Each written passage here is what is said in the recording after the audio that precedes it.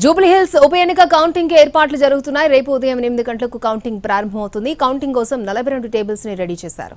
Counting hall ని జిల్లా ఎన్నికల అధికారి ఆర్వి కర్ణన్ పరిశీలించారు. మరింత సమాచారాన్ని మా ప్రతినిధి ప్రేమ్ మనకు అందిస్తారు.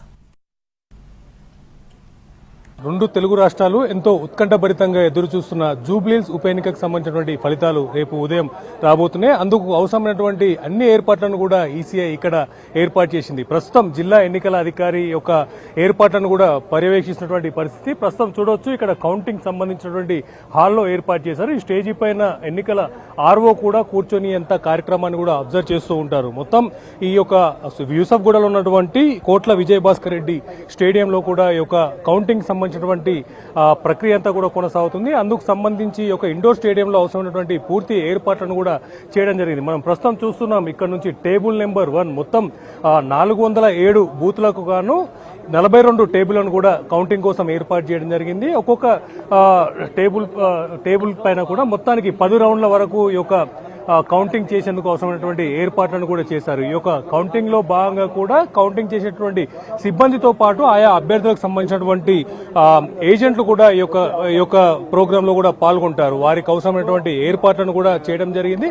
ప్రస్తుతం మనం చూసుకోవచ్చు రేపు ఉదయం 8 గంటలకు స్టార్ట్ అయినటువంటి ఈ యొక్క కౌంటింగ్ ప్రక్రియ కూడా మొదటగా పోస్టల్ బ్యాలెట్ కి సంబంధించినటువంటి కార్యక్రమంతో ప్రారంభమవుతుంది. పోస్టల్ బ్యాలెట్ కి సంబంధించినటువంటి ఓట్ల లెక్కింపులో భాగంగా కూడా అవన్నీ ఫిజికల్ గా ఉంటాయి కాబట్టి వాటికి సంబంధించిన ఏ అభ్యర్థికి ఎన్ని ఓట్లు వచ్చాయనేటువంటి పోస్టల్ బ్యాలెట్ ద్వారా ప్రస్తుతం మనం ఇక్కడ ఏర్పాటు చేసినటువంటి ఈ యొక్క డెస్క్ ను కూడా చూడొచ్చు. సెల్ఫ్ సంబంధించినటువంటి ప్రస్తుతం ఆ పార్టీలకు సంబంధించిన సింబల్ ద్వారా కూడా దీన్ని పూర్తిగా మొత్తం 58 మంది అభ్యర్థులతో పాటు ఒక నోటాకు సంబంధించినటువంటి ఒక కబోర్డ్ ను కూడా ఏర్పాటు చేయడం జరిగింది. అంటే పోస్టల్ బ్యాలెట్ లో మొత్తం 109 ఓట్లు కూడా పోలైనటువంటి నేపథ్యంలో ఆయా 109లో ఏ అభ్యర్థికి ఎన్ని ఓట్లు వచ్చేటువంటి అంశం నేపథ్యంలో కూడా ఈ యొక్క కబోర్డ్స్ కూడా ఏర్పాటు చేశారు. కబోర్డ్స్ లో కూడా ఆయా పార్టీకి సంబంధించినటువంటి సింబల్ను కూడా పూర్తిగా ఇక్కడ స్టిక్ చేయడం జరిగింది. ఆయా పార్టీకి సంబంధించినటువంటి అభ్యర్థికి వచ్చేటటువంటి ఓట్లను కూడా ఇందులో వేయడం జరుగుతుంది. ఆ తర్వాత పోస్టల్ బ్యాలెట్ కి సంబంధించినటువంటి ఈ యొక్క ఓటింగ్ లెక్కింపు ప్రక్రియ అంతా పూర్తయిన తర్వాత కూడా మిగతా అటు ఈవీఎంలకు సంబంధించినటువంటి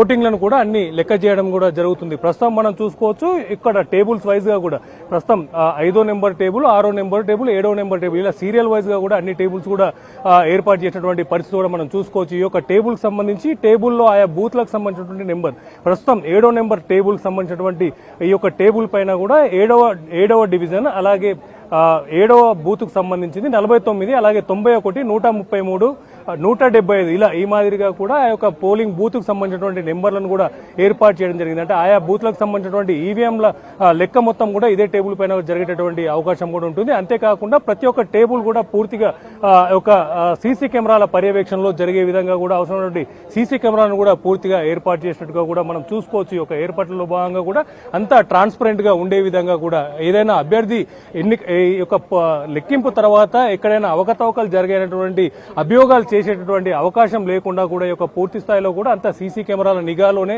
ఈ యొక్క లెక్కింపు ప్రక్రియ కూడా అంతా చేసేందుకు అవసరమైనటువంటి ఏర్పాట్లను కూడా చేశారు. ప్రస్తుతం మనం చూసుకోవచ్చు పూర్తిగా ఈ టేబుల్స్ అంతా కూడా 42 టేబుల్స్ కూడా ఇక్కడ ఏర్పాటు చేయడం జరిగింది. ఈ యొక్క టేబుల్లో ఈ భాగంగా కూడా ముఖ్యంగా మొదటగా షేక్పేట డివిజన్ సంబంధించినటువంటి ఆ యొక్క ఈవీఎం బ్యాలెట్లను కూడా పూర్తిగా లెక్క చేయడం జరుగుతుంది. డివిజన్ల వారీగా మొదటగా షేక్పేటతో ప్రారంభమైనటువంటి ఈ యొక్క ఓట్ల లెక్కింపు ప్రక్రియ కూడా అటు ఎర్రగడ్డ డివిజన్ తో కూడా పూర్తవుతుంది. ఉదయం 8 గంటలకు పోస్టల్ బ్యాలెట్ల లెక్కింపు ప్రక్రియ అనంతరం కూడా అటు మొదటగా షేక్పేట కావచ్చు అలాగే ఆ తర్వాత వెంగళరావు నగర్ సంబంధించినటువంటి ఆ యొక్క ఈవీఎంల లెక్కింపు కార్యక్రమం ఉంటుంది. ఆ తర్వాత సీరియల్ వైజ్ గా రహమత్ నగర్, యూసఫ్గూడ, సోమాజిగూడ, బోరబండ ఆ తర్వాత చివరగా ఎర్రగడ్డకు సంబంధించినటువంటి యొక్క పోలింగ్ కౌంటింగ్ కూడా కొనసాగేటటువంటి అవకాశం కూడా కనిపిస్తుంది. అంతేకాకుండా ముఖ్యంగా ఈ యొక్క 42 రౌండ్లలో భాగంగా కూడా ఒక్కొక్క టేబుల్ పైన కూడా సుమారుగా మొదటి 9 రౌండ్లలో అటు 378 ఈవీఎంలను కూడా కౌంటింగ్ పూర్తి చేశారు. ఆ తర్వాత చివరి 10వ రౌండ్ లో